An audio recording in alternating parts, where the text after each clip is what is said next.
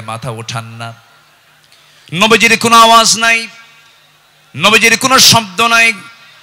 ঘন্টা পার হয়ে যায়, আম্মা জান আয়েশা মনে করছেন রাসূল বুঝে ইন্তেকাল করলেন কিনা। নবীজির গায়ে চিমটি কাটলেন, চিমটি কাটার সঙ্গে সঙ্গে তিনি নড়ে উঠলেন। সালাম ফেরা শেষ হলো, রাসূল বলছেন আয়েশা তুমি আমাকে চিমটি কাটলে কেন? হুজুর আপনি নড়াচড়া করেন না, আমি আপনাকে চিমটি কেটে বুঝলাম আপনি জীবিত আছেন কিনা। রাসূল বলছেন আয়েশা রে, কাল হাসরের ময়দানে আল্লাহ যদি আমাকেও পাকড়াও করেন, পার পাওয়ার আমারও কোনো উপায় থাকবে না, কিন্তু ইল্লা ইয়াতাগাম্মাদানা আল্লাহ, কিন্তু আল্লাহ পাক আমাকে রহমতের চাদর দিয়ে আমাকে আবৃত রাখবেন। জোরে বলি সুবহানাল্লাহ। নবীজি ছিলেন নাম্বার 3 সর্বশ্রেষ্ঠ সম পালনকারী। তিনি সারা জীবন প্রতি সোমবার এবং বৃহস্পতিবার তিনি সম পালন করতেন। আমার নবীজি তু'রাদুল আমালু ইয়াউমাল ইসনাইন ওয়াল খামিস ফাউহিব্বু আন ইউ'রাদা আমালি ওয়া আনা সাইম। আমার নবীজির সোমবার এবং বৃহস্পতিবার তার রোজা কখনো বাদ হতো না। শাবান মাসে সবচেয়ে বেশি তিনি রোজা পালন করেছেন। যুবকরা, যৌবনকে কন্ট্রোল করতে হবে। তোমার যৌবন নষ্ট করা যাবে না। তোমার চরিত্র সাইয়েদনা ইউসুফের মতো হতে হবে। আগামীর নেতৃত্ব দিতে গেলে বিবাহ পূর্ব কোনো অবৈধ রিলেশন করা যাবে না, নোংরামি করা যাবে না। কিছু যুবক আছে দেখতে পাবে গার্লস স্কুলের সামনে যায় কিছু যুবক আছে ইতিমের মতো বসে থাকে। আছে না? কিছু আছে না? নাই? ইতিমের মতো বসে থাকে, বাপও নাই মাও নাই। না, তোমার এগুলো করা যাবে না। তোমার সামনে বহু কাজ পড়ে আছে। আলিয়া তোমাকে ডাকবে, লাইলি তোমাকে ডাকবে। সাইয়েদনা ইউসুফের চরিত্র নিয়ে রাজুলুন ইযা দাআতহু ইমরাতান যাত হাসাবিন ওয়া জামালিন ইন্নী আখাফুল্লাহ। যখন তোমাকে কোনো সুন্দরী নারী যখন প্রেমের প্রস্তাব দিবে, কুপ্রস্তাব দিবে, তুমি বলে ফেলবে আমি কাকে ভয় করি? আল্লাহকে ভয় করি। এই চরিত্র নিয়ে তোমাকে এগুতে হবে। তোমার যৌবনকে কন্ট্রোল করার জন্য যদি কষ্ট হয় তোমার খুব বেশি, প্রয়োজনে রোজা রেখে দেবে। বলেছেন মুহাম্মদ সাল্লাল্লাহু আলাইহি ওয়াসাল্লাম, চরিত্রকে ধ্বংস করা যাবে না। ইউরোপ আমেরিকার সবচাইতে বড় ষড়যন্ত্র হলো, ইউরোপ আমেরিকার সবচাইতে বড় ষড়যন্ত্র হলো মুসলিম সমাজকে উলঙ্গ করে ঘর থেকে বের করে দেওয়া। অ্যাটম বম যতটুকু না ক্ষতিকর, তার চাইতে বড় ক্ষতিকর হলো আমেরিকার হলিউড, ভারতের বলিউড। যুবকরা, ওই সমস্ত নোংরামি তোমার জীবনে আনা যাবে না। তোমার মাথার চুল থেকে শুরু করে নিয়ে পা পর্যন্ত প্রত্যেকটা জায়গায় থাকতে হবে নবীর আদর্শ। কিসের আদর্শ? নবীর আদর্শ। মাথার চুল ইদানিং দেখা যায় মাথার চুলগুলো কাটে কেমন করে জানি, দুই দিকে চুল নাই, পিছনেও চুল নাই, একেবারে চামড়া বের করা, মাথার উপরে গোল কইরা একদম নারিকেল জিনজিরা। আছে না নাই? আছে না নাই? একদম গোল করে রেখে দেয়। যখন বলা হয় এই ছেলে তুমি যে মাথার চুলটা এরকম করে রাখছো, এই মডেলটা পাইছো কোথায়? হুজুর বুঝবেন না। মেসি তুমি কে? নেইমার তুমি কে? কুত্তা। কারণ নেইমার মেসিরা তো কুত্তা নিয়ে শুয়ে থাকে, ঠিক কি না? ওরা কুকুর নিয়ে শুয়ে থাকে। তারা তোমার আদর্শ নয়। শার্টের সাইজ নাই, প্যান্টের সাইজ নাই, নতুন প্যান্ট কিনে আনে হাঁটু ফাটা। কি আমি কি ভুল বলতেছি? নতুন প্যান্ট কিনে আনে কি ফাটা? হাঁটু ফাটা, হাঁটুতে কাপড় নাই। ওই পোশাক পরে কি নামাজ হবে? আসতে বলো, ওই পোশাক পরে কি নামাজ হবে? হবে না। নামাজ হতে হলে আগে সতরটা ঢাকতে হবে। অনেকদিন আগে এক মসজিদে ঢুকলাম আমি, নামাজ শুরু করব, ঢুকেই তো 2 রাকাত নামাজ। আমাদের দেশে বিভিন্ন মসজিদে লেখা থেকে লাল বাতি জ্বলাকালীন অবস্থায় নামাজ নিষেধ। এটা মানবেন না। আমার নবীজির সুন্নাহ যদি মানেন তাহলে মসজিদে ঢুকেই কয় রাকাত নামাজ পড়েছেন মুহাম্মদ সাল্লাল্লাহু আলাইহি ওয়াসাল্লাম।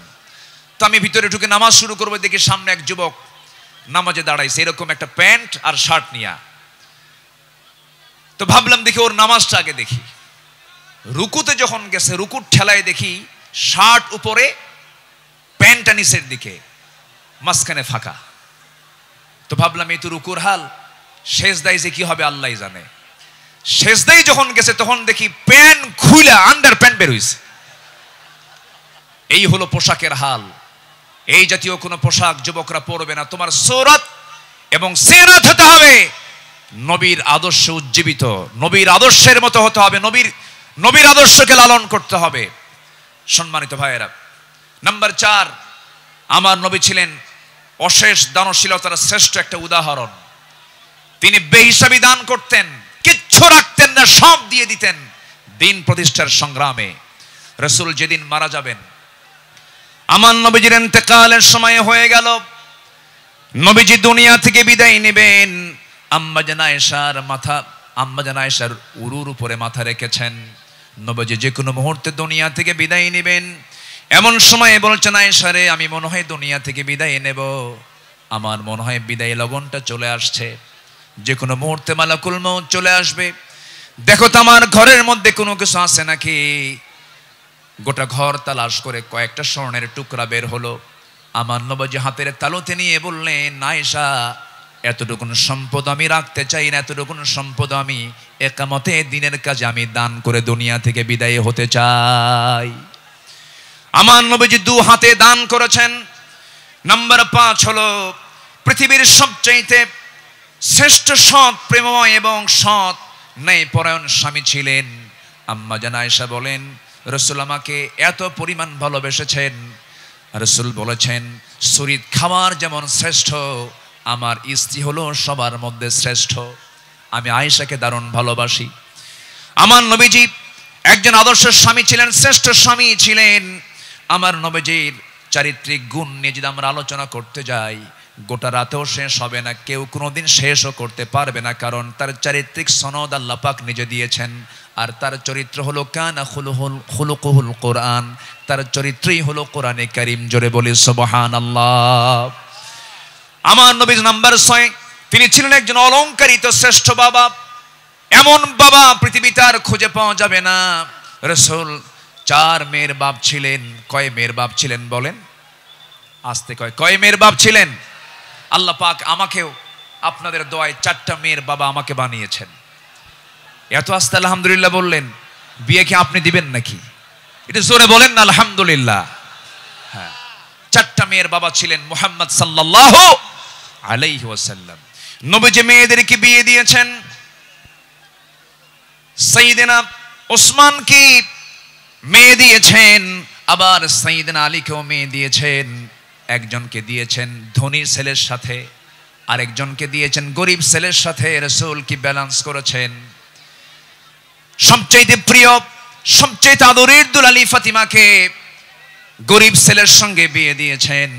বিয়ে যেদিন দিলেন, রাসূল বললেন, ও ফাতিমা, আমি তোমাকে এমন স্বামী তোমার হাতে তুলে দিলাম, এমন স্বামী আমি তোমাকে দিলাম, যার সম্পদ নাই, টাকা নাই, পয়সা নাই, ঘর নাই, বাড়ি নাই, কিচ্ছু নাই, কিন্তু মাথা থেকে পা পর্যন্ত তাকওয়া দিয়ে ভরা। জোরে বলে সুবহানাল্লাহ। এমন স্বামী তোমাকে দিলাম।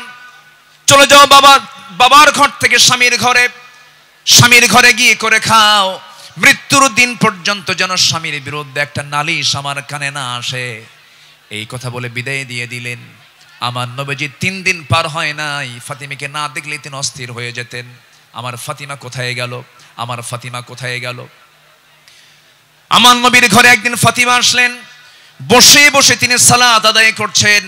রাসূল বলছেন, ফাতিমা, বসে বসে নামাজ পড়া তো তোমার ঠিক নয়, তুমি তো যুবতী মানুষ। এবার তিনি বলছেন, আব্বা জান, আমিও জান আমি বসে বসে নামাজ পড়ি না, কিন্তু দাঁড়িয়ে দাঁড়িয়ে নামাজ পড়ার হেতু হলো, আমি যে দাঁড়িয়ে দাঁড়িয়ে নামাজ পড়ব, আমার গায়ে যে জামাটা দেখতে পাচ্ছেন বাবা, এর পিছনের একটা অংশ তালিযুক্ত অংশ আছে। আমি যদি দাঁড়িয়ে থেকে নামাজ আদায় করতে যাই, আপনার চোখে এই তালি অংশটুকু পড়তে পারে। আপনি হয়তো আমার স্বামীর ব্যাপারে নেগেটিভ সেন্স আনতে পারেন, আহারে আমার মেয়ে কালী কাপড়ে কষ্ট দেয়, আমার স্বামীর এতটুকুন দুর্নাম প্রকাশ পেয়ে যাক, আমি এটা চাই নাই বলে আমি বসে বসে নামাজ আদায় করছি। জোরে বলি সুবহানাল্লাহ।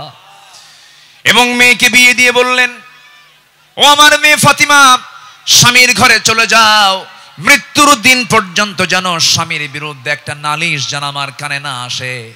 সংসার করে খাও। বিয়ের পরে বাবার ঘরের চাইতে শ্রেষ্ঠ ঘর হলো স্বামীর ঘর, স্বামীর ঘরে করে খাও। কিন্তু আজকের বাপরা কি তা কয়? আজকের বাপরা কি কয় জানেন? মেয়ে বিয়ে দিয়ে কয় মা চলে যা স্বামীর ঘরে, যদি কিছু বলে শুধু ফোন দিবি, খাইয়া ফালামো। ঠিক আছে না? না, এই আচরণ করা ঠিক নয়। আমার নবীজি একদিন বসে আছেন, ফাতিমা রাদিয়াল্লাহু তাআলা আনহা তিনি তার আব্বার সঙ্গে দেখা করার জন্য আসছেন। এসে বলছেন, আব্বা আপনি হলেন রাষ্ট্রপ্রধান, আপনি যা বলবেন তাই হয়ে যাবে। আমি অভিযোগ নিয়ে আসি না, স্বামীর সঙ্গে পরামর্শ করে এসেছি। আমরা যে ঘরে থাকি ভাড়ার ঘর, মেঝেটা কাঁচা, গায়ে পায়ে কাপড়ে ময়লা লেগে যায়। আপনার দুইটা নাতি হাসান হোসাইন, এদেরকে নিয়ে আমি সামলাতে পারি না। দেখুন তো একটা খাদেম নিযুক্ত করা যায় নাকি, একটা কাজের মানুষ নিযুক্ত করা যায় নাকি? আমার রাসূল বলছেন, ও আমার কলিজার টুকরা মেয়ে ফাতিমা, এদিকে আসো। তোমার বাবা তার নিজের কাপড় নিজে ধৌত করে, নিজের ঘর নিজে ঝাড় দেয়। তোমার পিতা কারো সাহায্য নেয় না তার ব্যক্তিগত কাজের ক্ষেত্রে। আমি চাই আমার মেয়ে ফাতিমা তুমি এমনই থেকে যাও, দুনিয়াটাকে বড় করার চেষ্টা করো না ফাতিমা। আমি তোমাকে একটা আমল শেখায় দিচ্ছি, তুমি যাও সে আমলটা করো। সুবহানাল্লাহ, আলহামদুলিল্লাহ, আল্লাহু আকবার 33, 34 বার করে সকাল সন্ধ্যা পড়বে। আমার আল্লাহ তোমার সমস্ত কাজের জিম্মাদার হয়ে যাবেন। জোরে বলি সুবহানাল্লাহ। আমার বন্ধুগণ, নাম্বার 7 হলো রাষ্ট্রে প্রথম মসজিদ প্রতিষ্ঠা তিনি করেছেন, ইসলামী সংস্কৃতি প্রতিষ্ঠা করেছেন। নাম্বার 8 হলো বিশ্ববাসীর জন্য তিনি প্রেরিত কোরআনের প্রথম এবং শ্রেষ্ঠ প্রধান শিক্ষক তিনি। ইন্নামা বুইসতু মুআল্লিমান বুইসতু লিউতাম্মিমা মাকারিমাল আখলাক।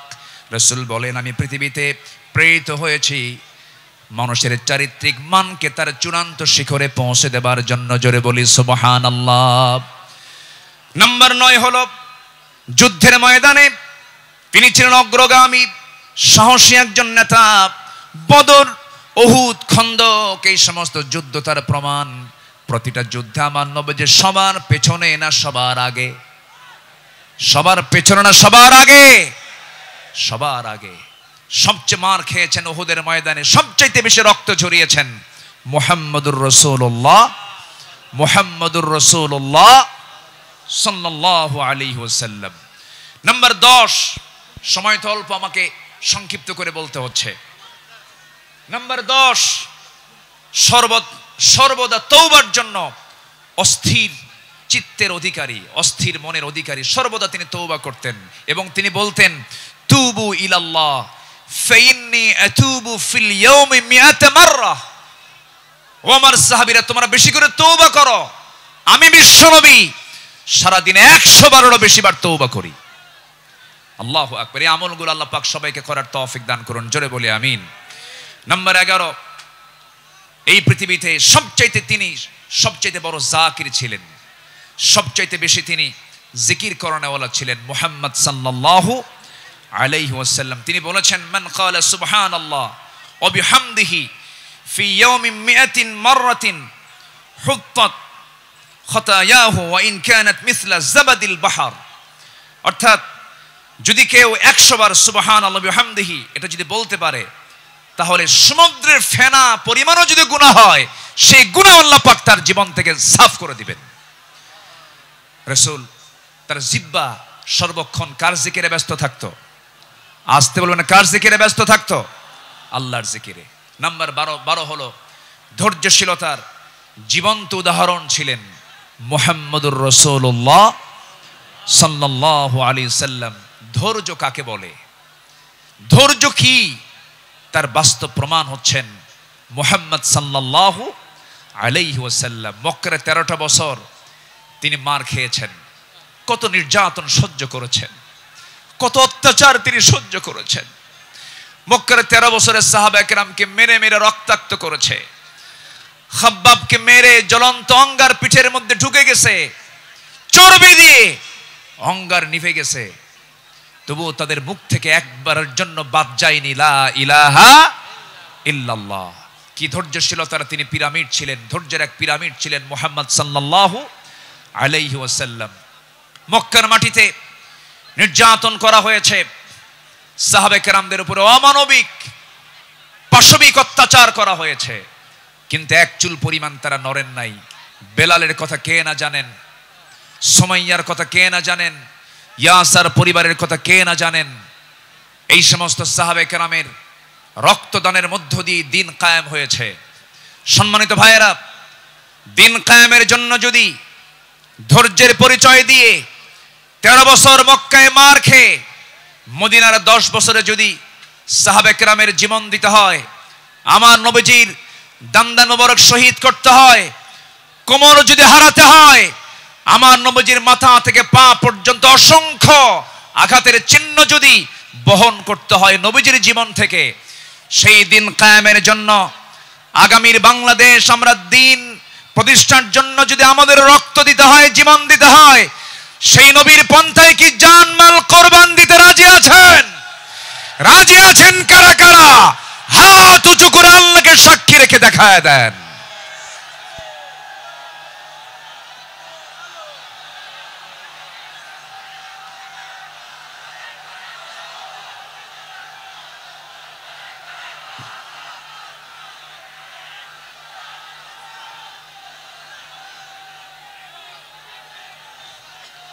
আল্লাহ কবুল করুন, জোরে বলে আমিন, আরো জোরে আমিন।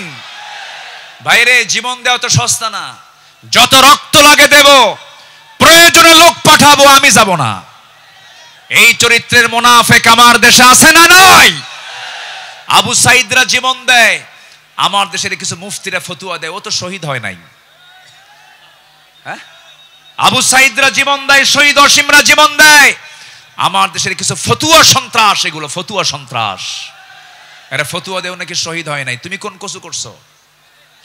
আমার দেশে 16 বছর অনেক ওলামা, অনেক আলেম আমার দেশে অবস্থান করছেন, এখনো আছেন।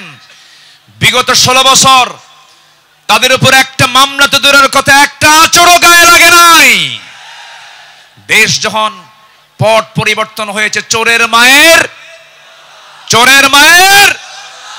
বড় গলা। মুনাফিক চেনা যায় নামাজে নয়, মুনাফিক চেনা যায় রোজায় নয়, মুনাফিক চেনা যায় সূরাতে নয়, মুনাফিক চেনা যায় হলো ময়দানে, মাঠে, জিহাদের প্রান্তরে। সম্মানিত ভাইয়েরা, আমার সময় ফুরিয়ে যাচ্ছে, আমি যে কোনো মুহূর্তে শেষ করে দেব। আজকের মাহফিলের আরো কাঙ্ক্ষিত মেহমান আছেন, বিশেষ করে আমার পরপরই আসছে নাকি?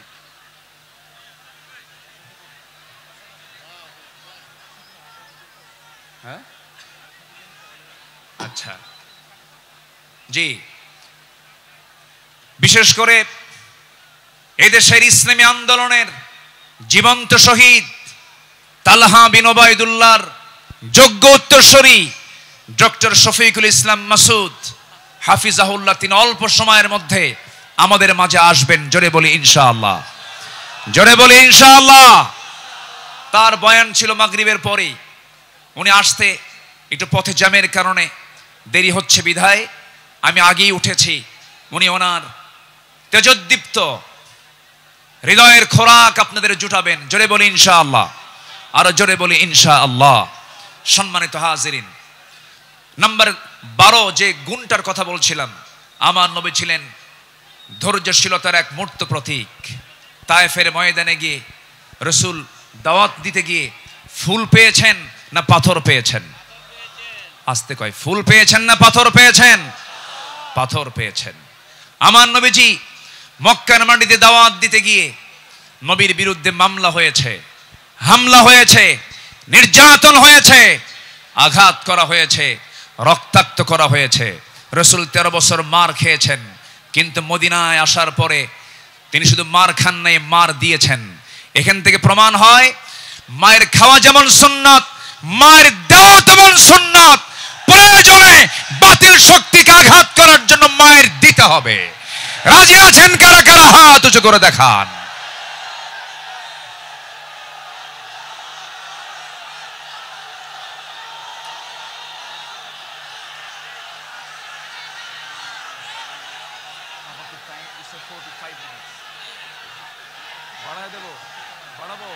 আচ্ছা,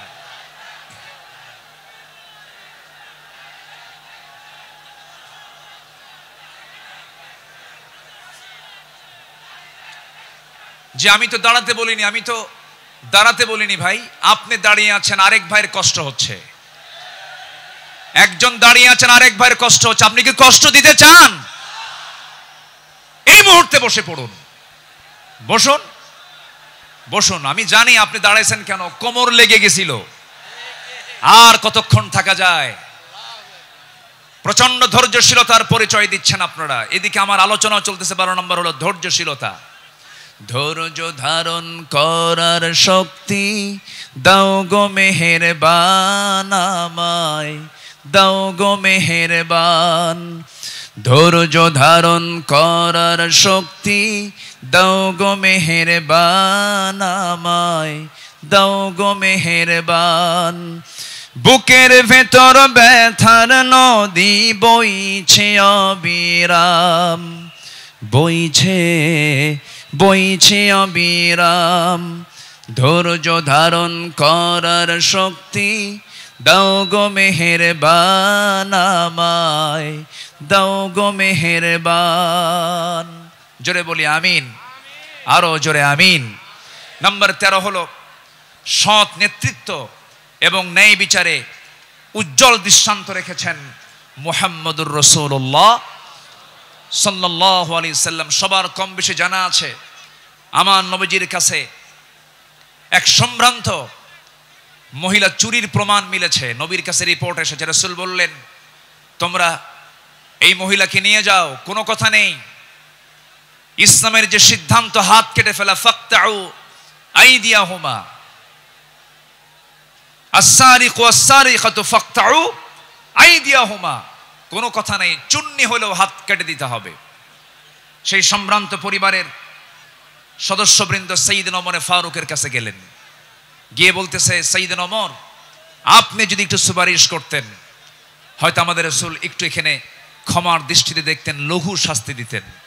সাইয়েদনা ওমর ফারুক যখন তার কাছে গিয়ে বললেন, ইয়া রাসূলুল্লাহ, সম্ভ্রান্ত পরিবারের মেয়ে, দেখুন তো একটু এই জায়গায় শাস্তিটাকে কমিয়ে লঘু করা যায় কিনা। আমার নবীজির চেহারা রক্তিম আকার ধারণ করলো, নবীজির চেহারা লাল বর্ণ আকার ধারণ করলো। নবীজি এবার বলছেন, ওমর, তোমার দারাজ কণ্ঠ কোথায় গেল? তোমার আওয়াজ তো খুব স্লো হয়ে গেছে, তুমি এমন দারাজ কণ্ঠ তোমার হারিয়ে গেল কেন? ওমর, তুমি আমাকে যে প্রস্তাব দিতে এসেছো, আমি তোমাকে স্পষ্ট ভাষায় জানান দিতে চাই। এই জায়গায় যদি আল্লাহি লাউ আন্না ফাতিমাতু বিনতে মুহাম্মদ সারাকাত লাকাতাতু ইয়াদাহা, যদি এই মুহূর্তে আল্লাহর কসম করে বলি, আমার কলিজার টুকরা ফাতিমা বিনতে মুহাম্মদ যদি চুরি করে ধরা পড়ে যেত, আমি রাসূল সময়কে সাক্ষী রেখে নিজ হাতে আমি আমার ফাতিমার হাত কেটে দিতাম। জোরে বলি আল্লাহু আকবার, আরো জোরে আল্লাহু আকবার।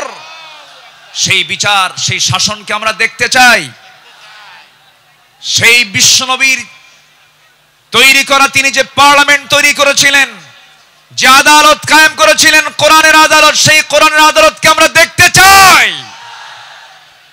তাহলে আমরা সৎ এবং যোগ্য নেতৃত্ব কায়েম করব, সেই কাজে আমরা নিজেকে প্রস্তুত করব। জোরে বলি ইনশাআল্লাহ, আরো জোরে বলি ইনশাআল্লাহ। জিকির করি লা ইলাহা,